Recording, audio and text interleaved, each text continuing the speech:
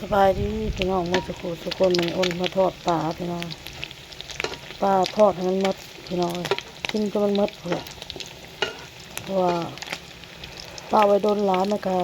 อยากเปื่อยพี่น้องปลาอยากเปื่อยอยากเน่า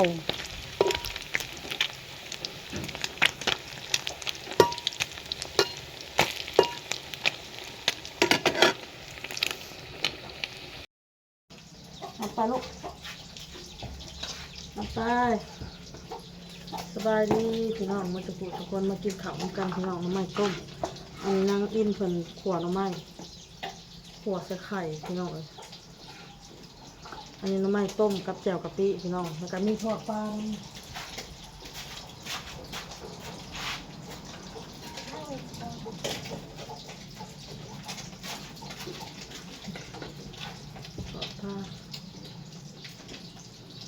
สวัสดีครับเร็วลูก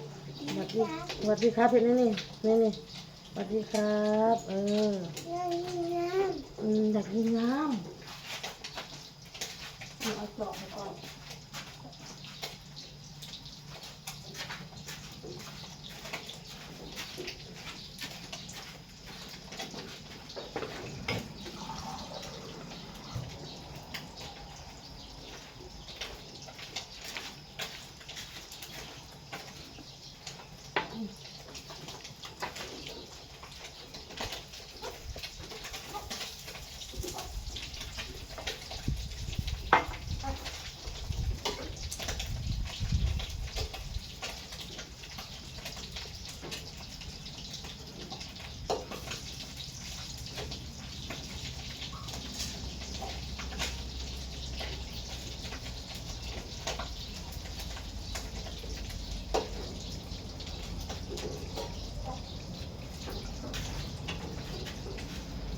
พี่จะเข้าอยู่บอกสบายดีเด้อพี่น้องเด้อสบายดี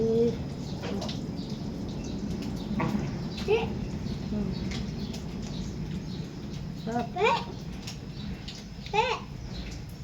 เฮ้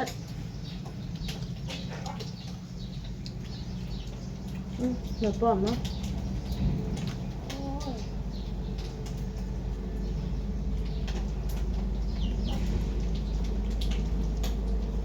พวกไปน้ำกินข้าวไปน้ำพี่น้องแล้วก็สิไปหานางนอมไปเล่นแล้วนางนอมกับอ้นนางนอมโทรนำมาแล้ว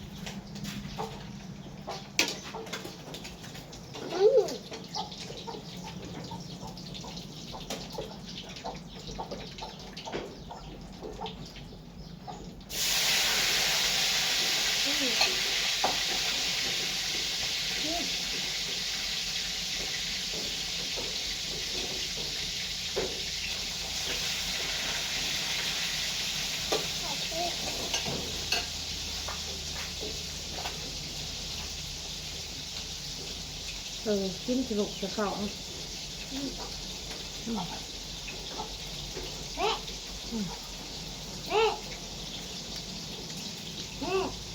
ย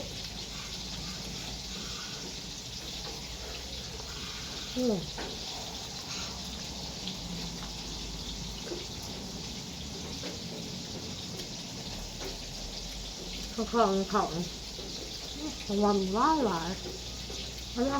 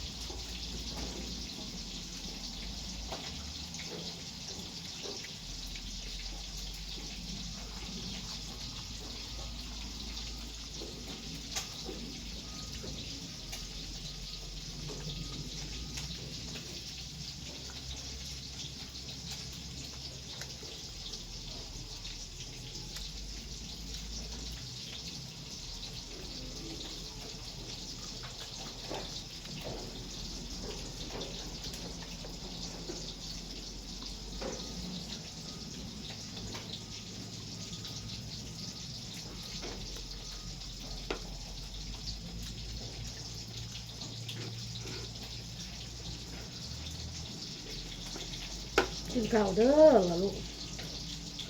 ป้าลุงป้าลุง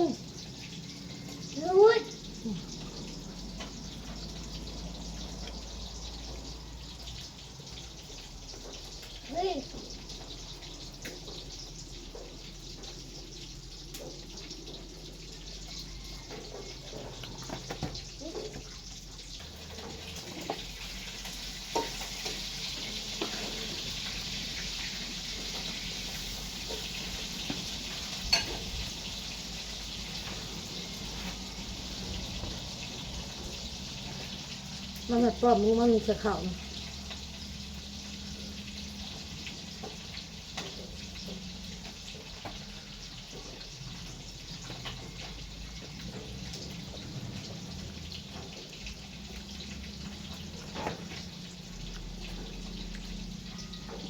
แมงวันแบบว่าหลาย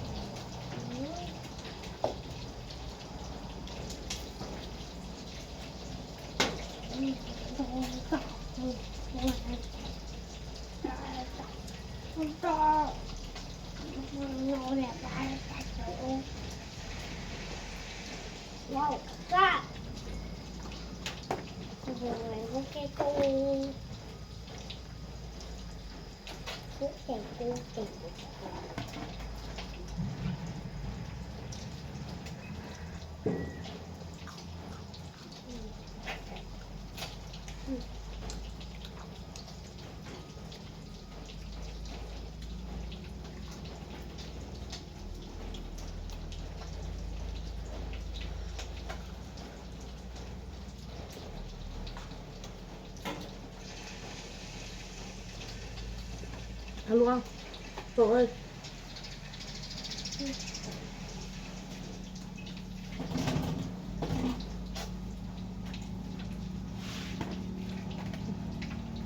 แมงวันพี่น้องเลยอัดบ่เฮ็ดบ่เล่นน้องมากินข้าวบ่เฮ็ดมากินข้าวแล้วบ่เฮ็ด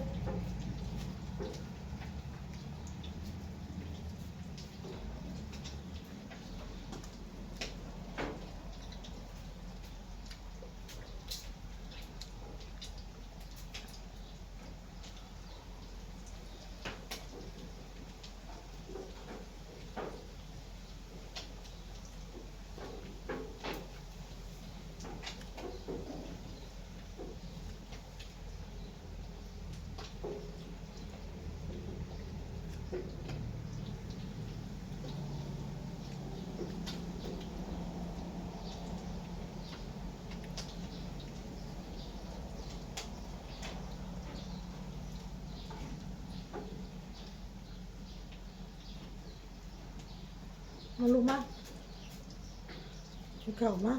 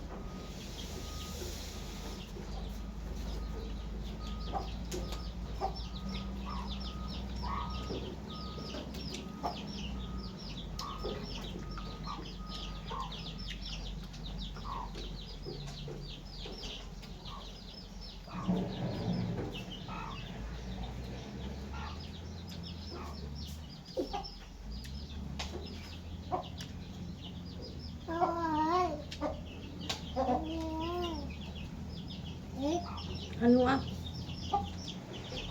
อัน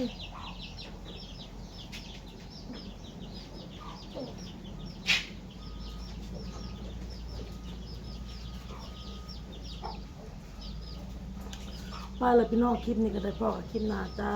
ขอบคุณทุกกำลังใจทุกคำคอมเมนต์ที่เข้ามารับชมรับฟังพี่น้องสบายดี